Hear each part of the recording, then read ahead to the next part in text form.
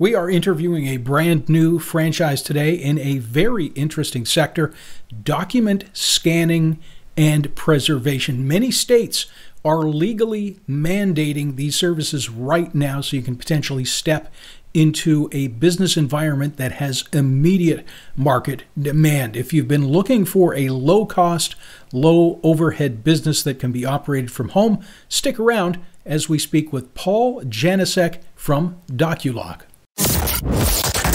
You are listening to Franchise City, interviews with franchises. Paul, welcome to the show. Thank you, Robert. Appreciate it.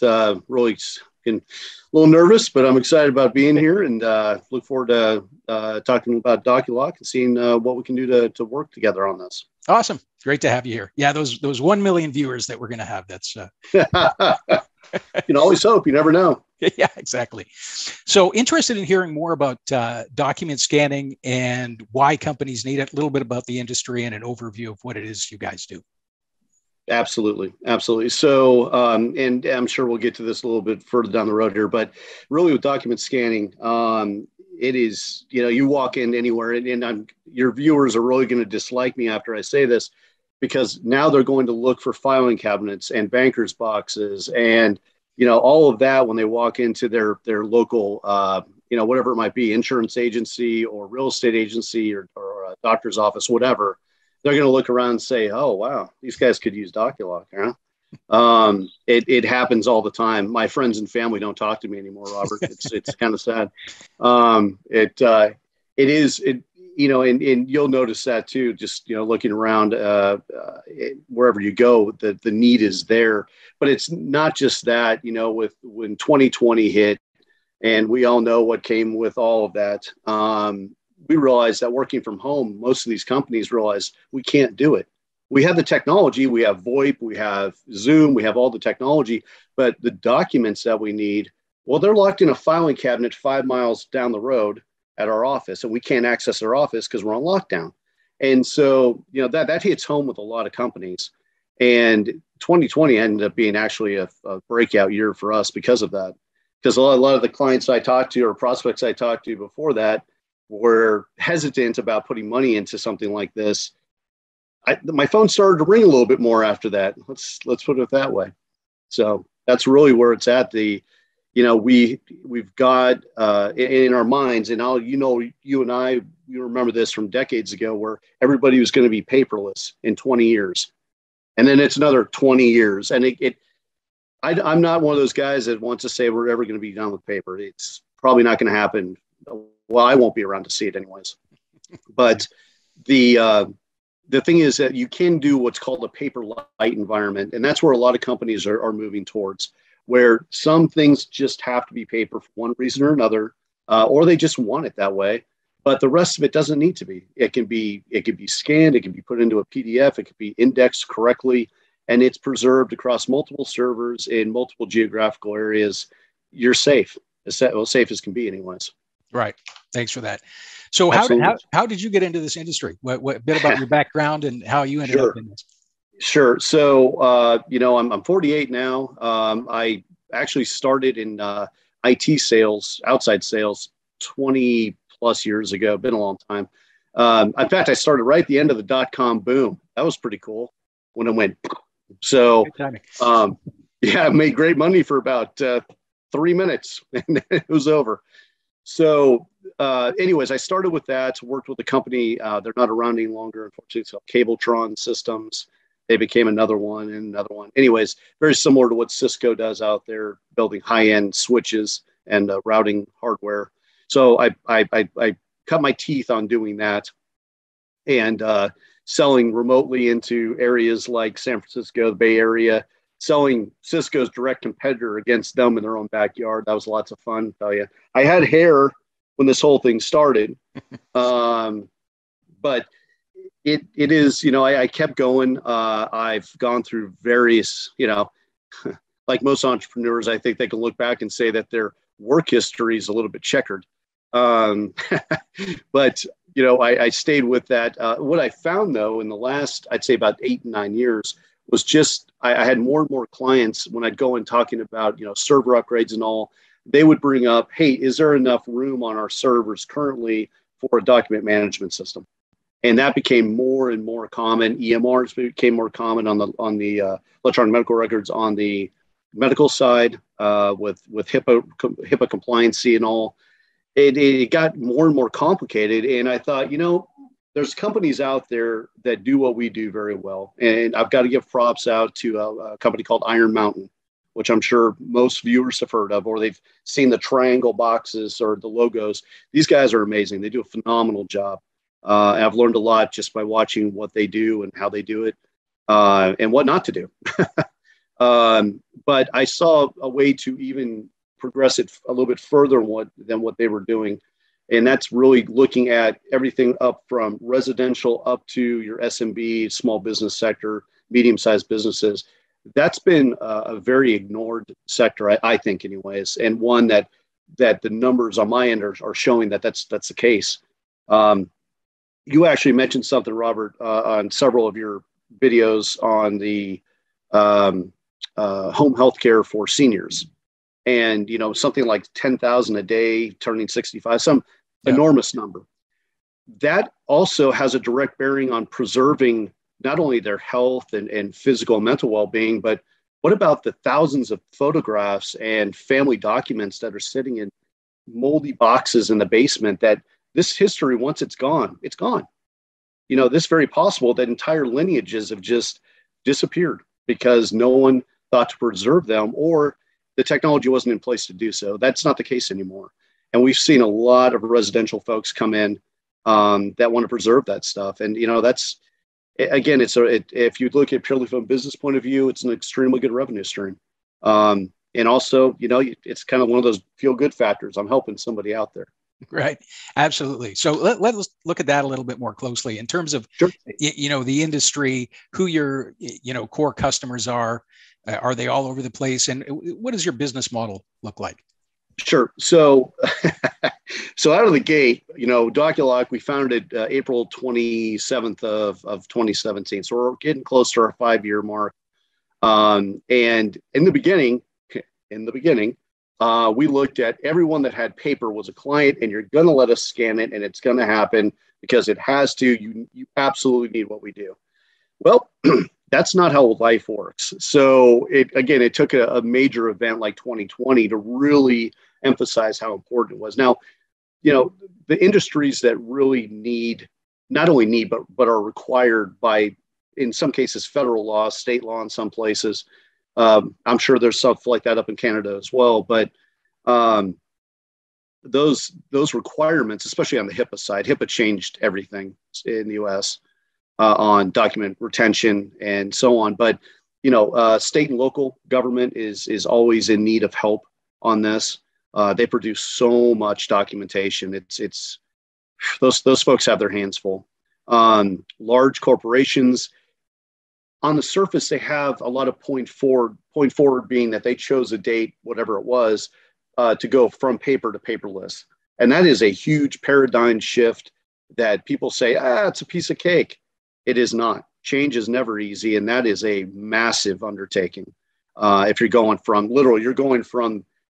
the paper age to the digital age in one fell swoop, that includes training and all that. But those sectors that that we have seen a lot of luck in, obviously, would be the state and local government sector.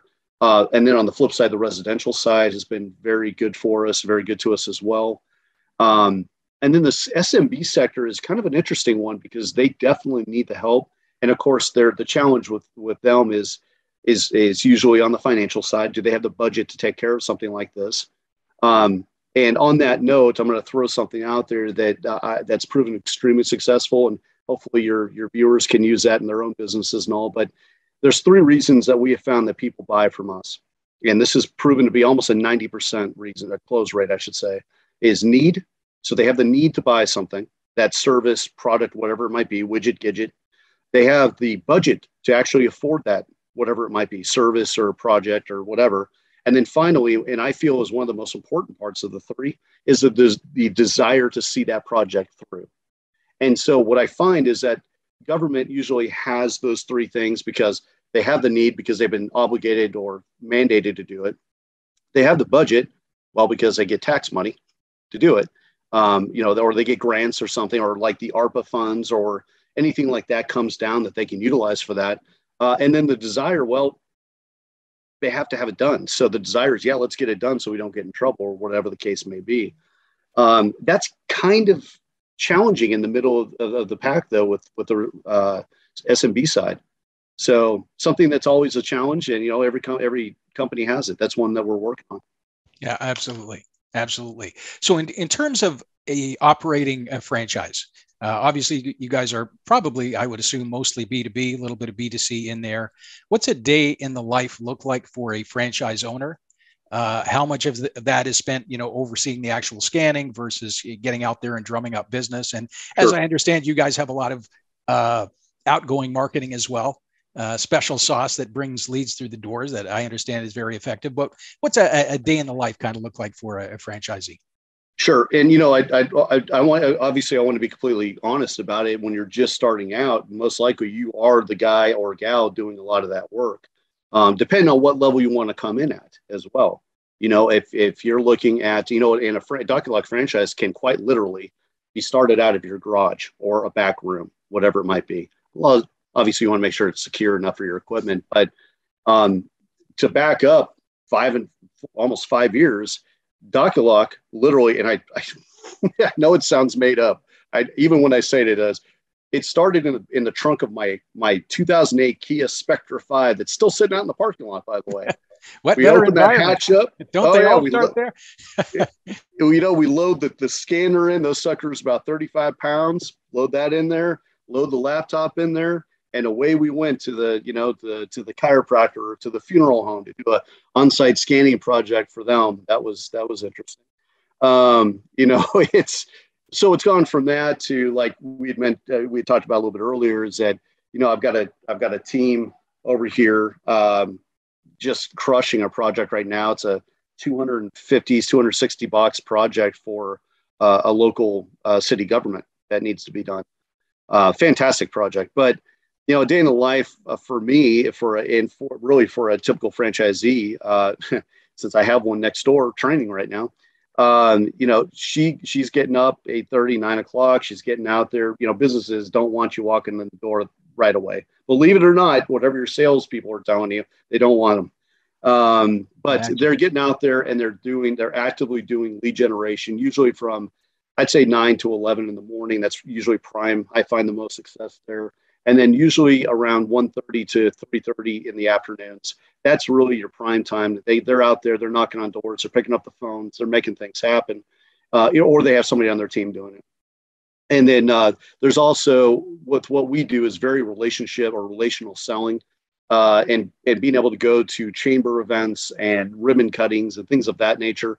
I honestly have gotten away from doing some of that. I need to get back into it. I did a lot of that out of the gate, but you know how it goes. You get drawn in and you're like, you still got to get up in the morning and say, you know what, I'm going to go take care of that. Lead generation takes up a vast majority of most of our franchise, our 2 franchisees we have, of their time, because they're building their territories out. That will start to transition away as if they decide to bring people on to handle that role and so on. But flexibility wise, it's extremely flexible in that everything we do is project based. So very, very rarely do I get an emergency phone call saying, hey, this thing's got to be done next week. It just doesn't happen. These things are well planned out. The project I just mentioned, that project we picked up right after Christmas. No, that's not right. Right before Christmas. Sorry about that. Right before Christmas. And we kicked it off January 3rd, and it will be done February 18th. So next Friday, I believe. Time of this recording anyway. So it is really something that you could plan your life around. And one of the reasons I decided to found this thing is that I've got nothing against 9-to-5 work at all. Did it for the vast majority of my life. But the one thing I found is that if I've got younger child and one that's a little bit older, but having a little more flexibility would have been nice. Could have spent a little more time doing things with them. I think we all, as parents, have that regret at some point or another. But I have, both of my franchisees actually have children, minor children, and that was a big thing for them, a big factor. They're like, can I go to this event? Absolutely, because projects again are well planned out. You rarely have somebody come in and say, "Help!" If that's the case, we got bigger problems. So yeah, that's really it. It's really straightforward. Just to throw something out there on the training side, you're looking at on average about 30 hours to train somebody that knows nothing about what we do to the point where they can be at least somewhat effective out in the field. Doesn't take long if the person has B2B experience.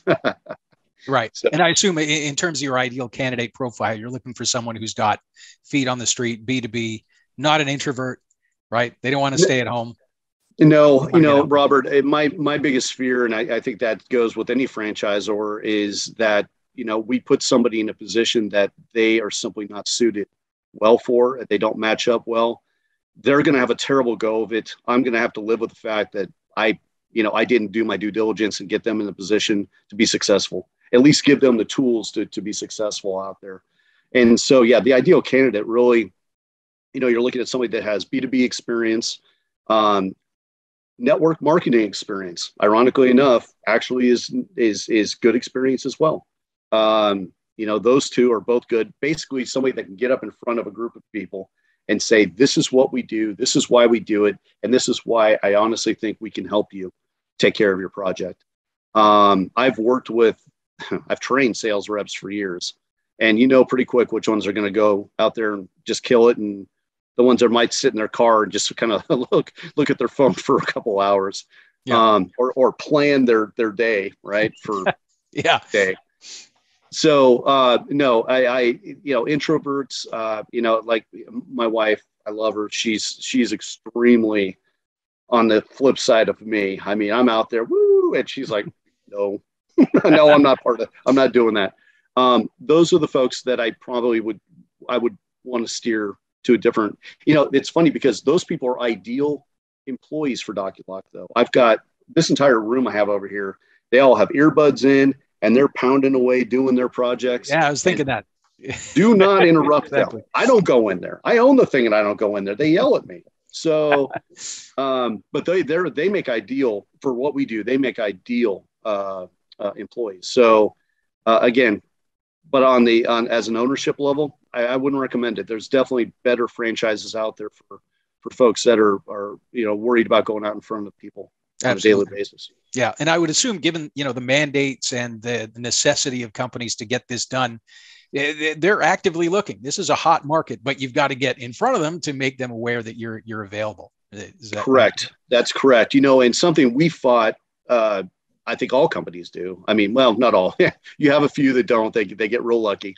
But have no illusions. Luck plays a huge factor in all of this. And you know that. But no, you need to be able to get out there and say, hey, we are the ones that can help you on this project. It is a hot market and it's not going to go anywhere anytime soon. Not the way things are going right now. Yeah. It becomes, the critical nature of it becomes more apparent each day, actually. Yeah. Cool. So you're already having a couple of franchisees in your system already. You just got started, 2 people on board already. So that's looking pretty good. So yeah, tell us where you're at right now, how that's going with your franchisees, and maybe where you see things going in the next year, 5 years, 10 years, whatever. Funnily, it's interesting you bring that up. I actually have a plan for the next 5 to 10 years, Robert. I'm sure that probably surprises you a little bit. No, so if you don't mind, I'm going to back up just a step here and kind of explain how Doculock franchise didn't even exist as an entity.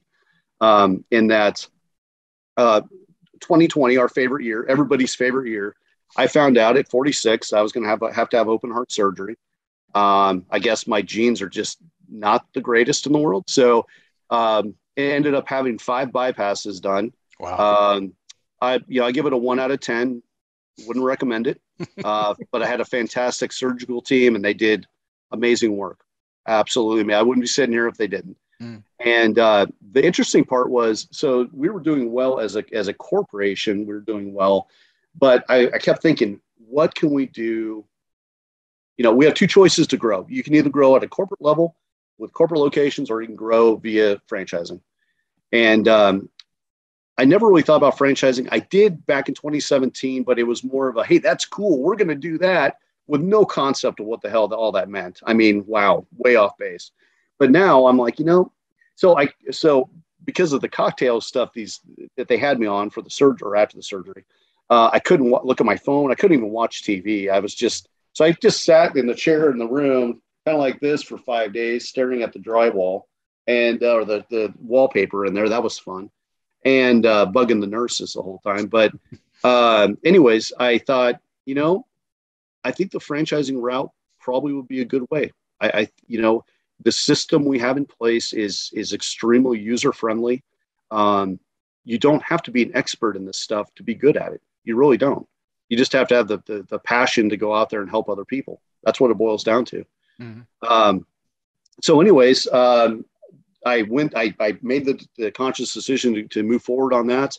I found an attorney that wanted to work with somebody this new at it, and a phenomenal attorney. And he was able to help guide me through the process. We got everything done. It took about 11 months from this beginning to get that. Now, here's an interesting note. We had already gotten our trademark. In fact, 2 trademarks well before we ever made the decision to do this. So we were ahead of the ball on that one, ahead of the curve on that. So that was, without knowing it, we kind of got ahead of the game. So, but what happened then is that, that all got approved in November of this last year. January, I awarded my first franchisee's territory, which we do have exclusive territories, and they are huge. To be blunt, they're huge. And then my second franchisee, the one that's next door right now, actually signed on the February 4th. So, wow, this is only about a week ago. So we've been very blessed with a very active group locally that sees, they already knew about Doculock, and they're like, we're in, what does it cost? What's the investment? So on and so forth. And it went quick. I'm part of several different micro emerging franchisor groups. And I hear a lot of their struggles about getting traction and getting going on things. And I do count myself very lucky that I think we may have avoided at least that aspect of it. But my main concern, again, I mentioned a little bit earlier, is to make sure that we get the right candidate in here, that really wants to, and ultimately they have the heart of a teacher, and they want to go out there and teach how this works and care for their clients. I'm very lucky with the client base we have, and I run into them everywhere, and having folks that are similar mindset to what I have, maybe not all the way.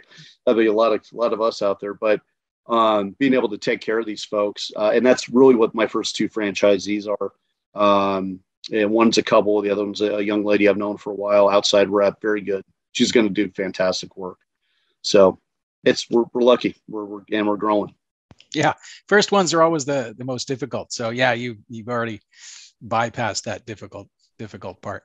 Anything you want to add before we wrap up? Well, number one, thank you again for allowing me to be part of this. Yeah, good to have you. Good to have you. I'm really excited about your brand. It's a really interesting niche. Yeah, there we go. Niche. Nice, I'll throw in the translation there for our nice plug there.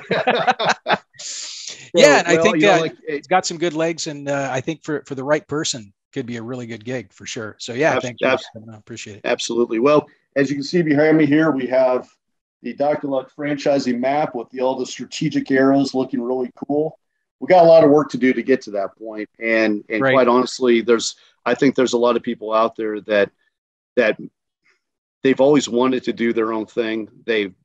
But they need something that has an affordable point of entry, that has something that they can learn relatively quickly. And I do feel that Doculock's franchise solution and system really fits those roles. And so we look forward to speaking to people about that, and hopefully we can help change some lives. Right. And we'll put a page together for anybody who's watching now that has the investment amount, some answers to questions, some hot territories, some territories that aren't available. and there'll be a form there if they want to get some more information. So, Paul, Fantastic. appreciate your time. Thanks very much, and all the best. Thank you, Robert.